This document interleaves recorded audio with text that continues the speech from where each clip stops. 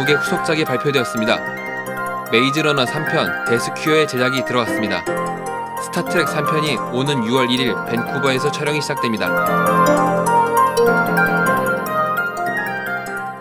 네, 영화 씹어먹기, 씹어먹는 뉴스를 알려드리겠습니다. 네, 씹어먹는 뉴스. 네. 프로즌 덕후들여 반가워하소서. 겨울왕국 2가 옵니다.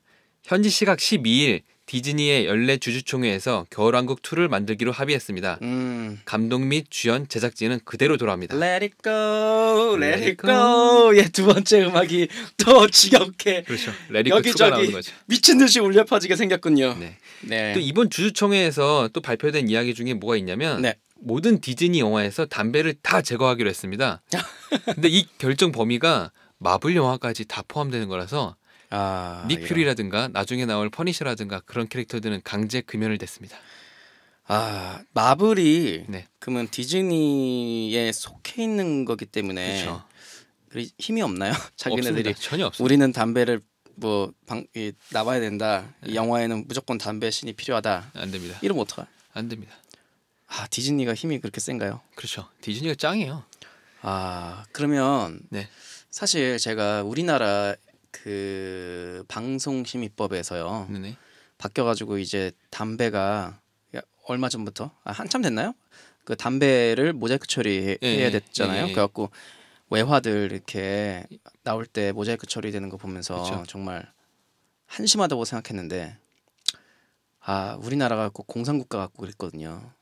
그렇죠. 근데 디즈니가 이런 특단의 조치를 취하다니 참 담배는 되게 엄격한 기준을 갖고 있는 나라가 되게 많이 있어요. 네, 그러네요. 예. 근데 같은 마블 캐릭터인데 이제 그 20세기 폭스에 있는 뭐 엑스맨 캐릭터들이라든가 아니면 판타스틱 4 이런 애들은 디즈니에 속해 있지 않기 때문에 언제든지 흡연이 가능하고요. 다행이네요. 네. 근데 또 하나 문제가 이제 디즈니에 속해 있는 캐리비안 해적에 나오는 해적들이 약탈도 하고 뭐 강간도 하고 뭐 사람도 죽이고 뭐 몬스터도 죽이고 다 하는데 담배는 못 핍니다. 술도 마시는데 담배는 못 핍니다. 일단 울버린 하면 이렇게 시거를 딱 물고 있는 그 모습이 딱 떠오르잖아요. 그렇죠. 정말 20세기 폭스에 울버린이 속해 있어서 다행이네요. 네, 진짜. 거기서는 담배를 엄청나게 피죠. 네, 그 담배 안 물고 있으면 이미 울버린이 아니죠. 그렇죠. 근데 캐리비안의 해적은 참 안타깝네요. 거기는 모두가 강제 금연을 하게 됐네요. 여튼간에 겨울왕국의 외전격인 지난 겨울왕국에서 이어지는 단편 애니메이션이 있는데 그의 제목이 겨울왕국의 열기입니다. 이거는 여러분이 들으시는 다음 날 19일에 개봉하는 신데렐라에서 보실 수 있어요. 그러면 뭐 앞에 뭐 이렇게 소개가 되는 거예요? 아니면 영화 끝나고 소개가 되는 방식인가요? 극장 가서 확인해 보세요. 극장 가서 확인해 보도록 하겠습니다. 겨울왕국의 열기를 보시면 보너스로 신데렐라를 보실 수 있습니다. 그러네요. 네. 다음 소식입니다. 메이즈 러너 2 스코치 트라이얼즈의 개봉이 6개월 정도 남았는데 20세기 폭스는 3편 데스큐어의 제작 착수를 발표했습니다. 하지만 1편, 2편의 감독이었던 웨스볼은 3편도 맡을지에 대한 언급은 없었습니다. 그렇군요. 메이즈 러너가 지금 2가 개봉을 안 한 상태잖아요. 6개월 남은. 원을 어느 정도 흥행을 했나요? 원이요? 3,400만 달러 예산으로 만든 건데 3억 4,070만 달러 벌었어요. 11배를 뻥튀기 한. 대단하네요. 저는 메이즈 러너 참고로 원은 저는 사실 그닥 그렇게 재미있게 보진 않았어요. 청년들이 이렇게 옷을 많이 안 걸치고 뭐 이렇게 뭔가 영웅담처럼 이렇게 이런 이야기들이잖아요. 아무래도 옷을 많이 안 걸쳤다고요? 다 입지 않았어요? 싸울 때 그런 옷 입지 않나요? 약간 평상복 근육이 좀 도드라지는 옷들이 아니었나요? 그리고 이 시리즈의 4편이자 1편의 13년 전 이야기인 킬링 오드라는 게 있는데 원작 소설에 근데 이걸 찍을지에 대한 얘기는 아직 없었어요. 이게 아마 2편의 흥행 여부와 3편의 제작 상황을 보고 뭐 똑같이 결정을 하겠죠. 여튼간에 데스큐어의 캐스팅은 정해진 바 없지만 뭐 토마스 땡스터라든가 딜런 오브라이언, 이기홍 등은 다 돌아올 걸로 예상이 되고요. 아마 쭉 가겠죠. 근데 제가 지금 또 생각나네요. 그러니까 메이저 러너 끝날 때 당연히 2가 나올 것처럼 끝나거든요. 그렇죠. 이렇게 새로운 곳에 가서 또 달리자, 싸우자 막 이런 느낌으로 끝나는데 이게 원작 소설이 꽤 많이 있나 봐요, 편수가. 4편까지 있어요. 아, 그러면 4편까지는 아무래도 뭐 촬영에 웬만해서는 들어간다고 생각하면 되겠네요. 그럴 것 같아요. 네, 메이즈 러너 2 스코치 트라이얼즈는 9월 18일에 개봉합니다. 네, 오늘의 마지막 소식이자 가장 긴 이야기입니다. 네. 스타트랙 3편이 오는 6월 1일부터 밴쿠버에서 촬영이 시작됩니다. 네. 전작의 감독이었던 J.J. 에브람스는 제작으로 물러났고요. 원래는 전작의 각본가였던 오베르토 오시가 3편의 감독 데뷔를 할 예정이었으나 오베르토 오시가 만들었던 각본은 폐기됐고 네. 현재 더그전과 사이먼 페그가 각본을 공동 집필하고 있으며 네. 분노의 질주 3편, 4편, 5편, 6편을 찍었던 저스틴 린 감독이 연출작을 차게 됐습니다. 그러면 각본을 원래 했던 사람은 잘린 건가요, 그냥? 그렇죠. 로베르토 오시라는 사람은 각본 쓴 것도 폐기됐고 아이고. 감독직도 잘렸어요. 그러네요. 이거를 자세하게 설명해 드릴게요. 이게 정말 재밌는 이야기인데 네. 이걸 설명하기 위해서는 스타트랙의 기초를 짤막하게 언급해야 될 것 같아요. 네네네. 스타트랙은 미국 NBC 방송에서 네. 1966년부터 드라마로 시작된 시리즈예요. 네네. 이게 아직까지 이어지고 있는 건데 네. 3대 우주 SF 시리즈 예. 스타트랙과 스타워즈와 닥터후가 있어요. 그중에서도 스타트랙 시리즈는 5개의 TV 시리즈 그리고 1개의 애니메이션 시리즈 12개의 극장판 그 외에도 수십 개의 게임, 수십 권의 소설, 수천 권의 2차 동인 창작물 등 엄청난 파생 상품들이 많이 있어요. 네네. 그래서 SF 프랜차이즈 시리즈 중에서 명실상부 최고봉이거든요. 이게 엄청나게 많아요. 우리 지금 젊은 사람들은 네. 어린 친구들은 지금 스타트랙만 있는 줄 아는 분들도 네. 많죠. 네. 근데 일부는 인정 못하겠지만 뭐 말씀해 드렸다시피 네. 스타워즈와 스타트랙, 닥터후를 다 합쳐가지고 이게 명실공히 최고다라고 말한 게 네. 그냥 시리즈가 많아서 그런 게 아니고요. 네. 스타트랙은 스타트랙 바드를 지칭하는 특별한 단어가 있어요. 트래키라고 부르고 있어요. 트래키? 트래키. 예. 뭐 그러니까 키자 뭐 핑크 할 때 핑키 하는 것처럼 네, 그런 식으로 키가 붙는 거죠. 트랙이니까 트래키 뭐 이렇게 했나 봐요. 네. 또 추가적으로 스타트랙에 나오는 미래지향적이었던 소품들이나 설정이 과학적으로 굉장히 설득력이 있었고요. 네. 그리고 그 중에 일부는 이미 현실화가 된 것들이 되게 많이 있어요. 어떤 게 있죠? 60년대 작품이었던 오리지널 시리즈를 보면 스타일러스를 사용하는 태블릿 그리고 블루투스 헤드폰과 똑같이 생긴 통신형 이어피스 그리고 3.5인치 플로피 디스크랑 똑같이 생겼는데 기능은 메모리 스틱인 마이크로 테이프 그리고 폴더 형식으로 접어서 먼 거리에 있는 상대와 무선으로 대화할 수 있는 휴대폰 등 당시에는 말도 안 되는 얘기들이었는데 지금 현재는 현실로 이루어진 것들이 되게 많이 있어요. 이런 것들을 보고 나서 많은 과학자나 사업가들이 아이디어를 얻어서 만든 것들도 많고요. 그러니까요. 아무래도 뭐 이렇게 치면 가장 뭐 태블릿의 시초라고 할 수 있는 아이팟의 터치 뭐 이런 부분들을 보면 이제 스티븐 잡스도 스타트랙을 즐겨본 사람이다라고 그럴 수 좀 생각해볼 수 있을 것 같아요. 네. 근데 가장 또 대표적인 예를 하나 따자면 예전에 모토로라에서 스타텍이라는 핸드폰이 전 세계적으로 인기를 끈 적이 있습니다. 그렇죠. 근데 그 이름이 스타트랙에서 따와서 스타텍이에요. 아니 근데 그랬을 것 같았어요. 그 스타텍이라고 하면 제 나이 때 이제 핸드폰 아날로그 핸드폰이 이제 굉장히 클 때였어요. 그러니까 지금의 디지털 방식이 아니고 아날로그 무선 휴대폰이었는데 일단 기본적으로 손바닥보단 다 컸어요. 근데 스타텍이 처음에 아날로그 스타텍이 나왔을 때 접히는 방식도 되게 특이했고 별은 내 가슴에라는 드라마가 있었어요. 거기서 이제 안재욱 씨가 그 핸드폰을 쓰거든요. 그랬나요? 뭐 굉장히 부자로 나오는데 부자가 아니면 핸드폰을 쓸 수가 없었던 시대니까 어쨌든 그때 스타텍이 하도 로망이었기 때문에 나중에 디지털로 스타텍이 또 나와요. 그렇죠. 2009년인가 나오죠. 스타텍이 그때 나왔을 때도 선풍적인 인기를 또 한번 끌었죠. 딱 열 때 그 경쾌한 소리 딱 소리 나는 게 그게 인기가 나죠. 되게 많았죠. 여튼간에 그 외에도 우리가 흔히 생각하는 외계인들이 지구인을 납치할 적에 착륙 안 하고 광선으로 빨아들여서 이동시키는 장면들이 있잖아요. 그렇죠. 이런 게 아마 처음 쓰인 이건 정확하지 않은데 처음 쓰인 게 스타트랙에서 처음 쓰인 것 같아요. 이게 왜 이런 장면이 쓰였냐면 착륙 장면을 찍으려고 했더니 제작비가 너무 비싸서 그냥 순간 이동하는 것처럼 광선으로 이동하는 걸 찍었다고 해요. 근데 이게 또 대박이 난 거죠. 아이디어는 좋았네요. 아이디어가 일단 제작비도 아끼고 그렇죠. 번거롭게 촬영 안 해도 되고 근데 그 최근에 나온 스타트랙 시리즈에서도 이렇게 잡아 끌어오는 그런 장면들이 되게 박진감 있게 표현되잖아요. 네. 아 근데 그 아이디어 처음에 되게 좋았다고 생각을 했었거든요. 그 제작비 때문에 나온 건데 그 결과 엄청난 게 나왔던 거죠. 아 그렇네요. 그냥 이런 것들 외에도 사회적으로도 큰 이슈를 끈 게 많았어요.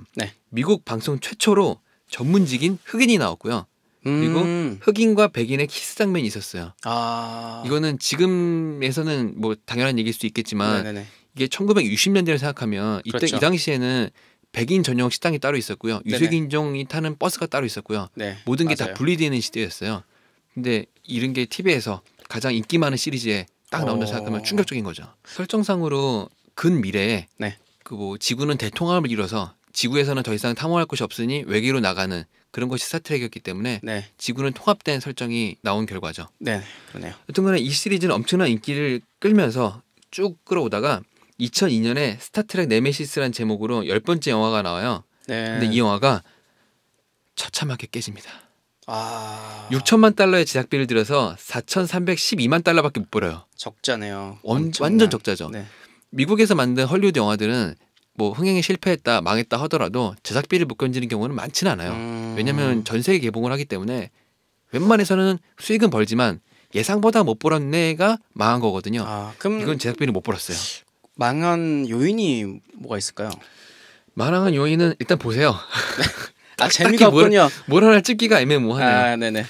1,700만 가까이 손해를 본 이 영화는 스타트랙의 영원한 종식을 선언한 것과 같은 효과를 냈어요. 더 이상 스타트랙이 히트작이 아니구나.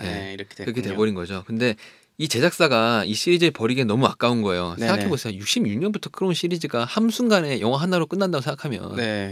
그래서 다른 이야기와 다른 감독을 찾고 있다가 시나리오는 로베르토 오시한테 구하고 감독은 제이제이 에브람스한테 제안을 하게 돼요. 당시 제이제이 에브람스는 뭘 찍었었냐면 미션 임파서블 3를 찍고 두 번째 연출작이었어요.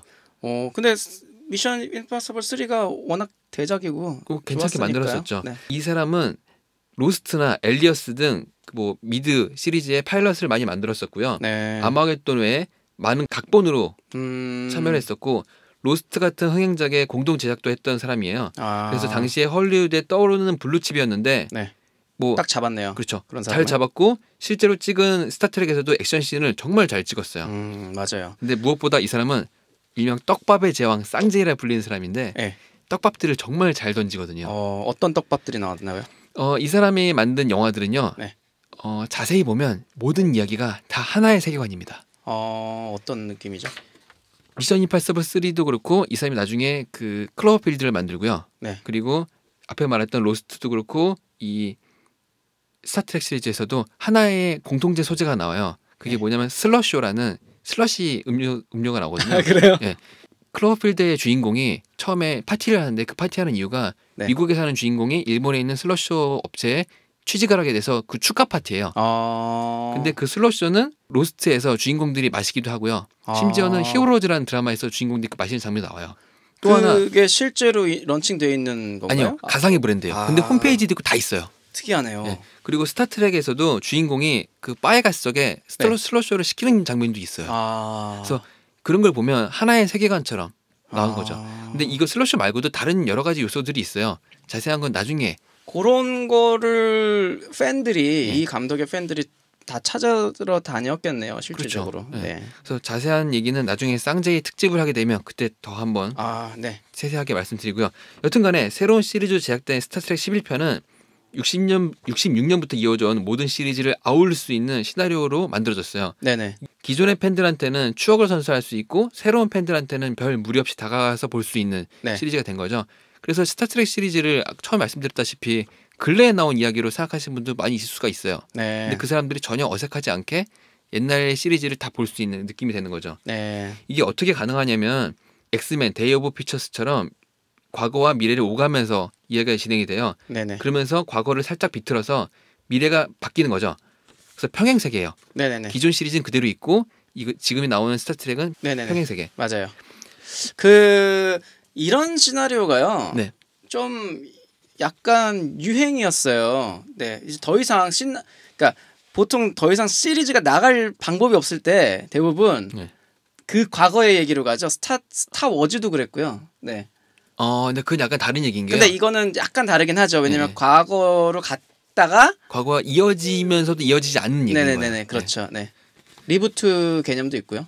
그렇죠? 그러니까? 그렇죠. 그러니까 원래는 리부트가 아니었는데 리부트가 돼버렸죠. 그렇죠. 그래서 뭐 저희가 영화 씹어먹기 1화에서 레너드 리모의 부고 소식을 전해드렸었는데 레너드 리모가 66년부터 69년까지 진행된 오리지널 스타트랙 시리즈 일명 TOS를 해서 더 오리지널 시리즈라 부르거든요. 네.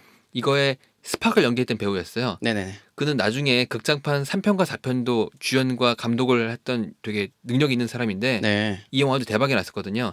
여튼 레너드 리모가 새로운 스타트랙에도 나왔어요. 그것도 원작하고 같은 배역인 스팍 역으로요. 네네. 어떻게 나왔냐면 현재의 스팍이 젊은 스팍이 제커리 퀸토의 나이든 모습의 스팍으로 나와요. 그렇죠, 그렇죠. 그래서 과거와 현재 같이 있으니까 둘이 같이 나오면서 늙은 스팍이 자신의 정체를 숨긴 채 젊은 스팍한테 조언을 해주는 방식으로 나오는데 네네 맞아요.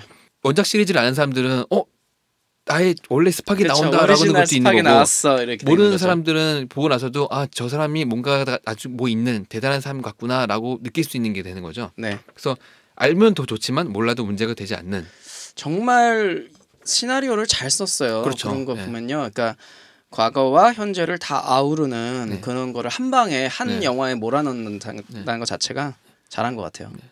뭐 중간에 말씀드렸다시피 뭐 스타트랙 더 비긴이라는 제목으로 그 시리즈물을 만들고 있다가 완전 리부트된 효과가 나오니까 부제를 다 빼버리고 그냥 스타트랙으로 개봉을 합니다. 11편은 그래서 그냥 스타트랙이에요. 근데 우리나라에는 제작 당시에 영향인지는 몰라도 아니면 우연일 수 있는데 스타트랙 더 비긴이라는 제목으로 부제가 붙어서 개봉을 하게 돼요. 우리나라만 그렇게 개봉한 거군요. 우리나라 맞는지는 모르겠어요. 어쨌든 원제는 스타트랙이었고 우리나라에서는 그 앞에 붙었던 더 비긴이라는 제목이 부제가 붙어버립니다.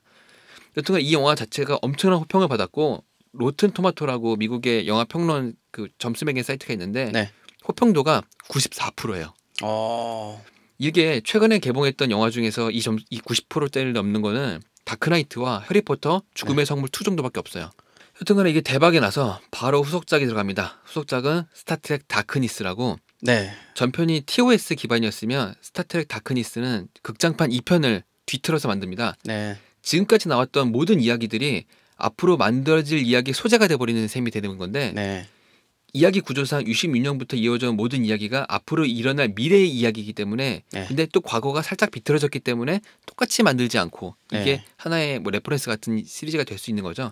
이게 다 정말 뛰어났던 1, 2편의 시나리오 쓴 로베르토 오시와 떡밥의 제왕 쌍제이가 만들어냈던 앙상블인데 2편에 한국 사람들이 되게 많이 좋아했던 지금도 좋아하는 베네딕트 컴버비치도 악역으로 나와요. 그래서 이분을 좋아하시는 팬들이라면 팬들 많죠.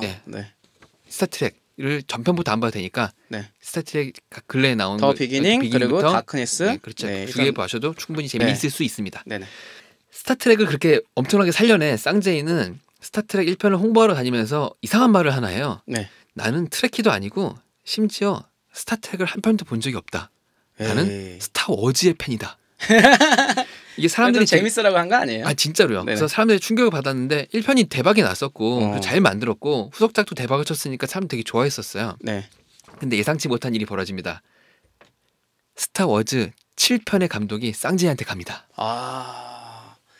스타워즈 감독이 맡고 싶어서 그랬을 수도 있어요. 자기 홍보를 발판용으로 자기 홍보를 좀 하고 다니는 거 아닐까요? 그럴 수 있죠. 어쨌든 쌍제이는 덥서클을 물고 떠나버립니다. 그래서 트레키를 비롯한 스타워즈 리부트 시리즈의 팬들은 충격에 빠졌는데 가장 큰 충격은 제작사죠. 이 제작사의 충격은 이만저만이 아니었는데 감독으로 내세울 사람이 없어지자 1, 2편의 시나리오를 썼던 로베르토 오시한테 감독 제의를 해요. 그래서 이 사람이 처음 이제 연출 데뷔작이 되는 거예요. 스타트랙 3편이. 그렇죠. 로베르토 오시가 감독직이 딱 된 상태에서 마침 LA에 위치한 파라마운트 피처스에 박원순 서울시장이 가게 돼요. 그러면서 스타트랙의 3편의 촬영 일부를 서울시에서 하기로 지원하기로 촬영도 하고 지원도 하기로 협정까지 다 맺어요.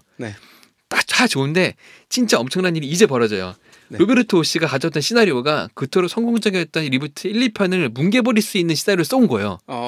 자기가 잘 만들어놨는데 자기가 뭉개버리는 거죠. 왜 그랬을까요?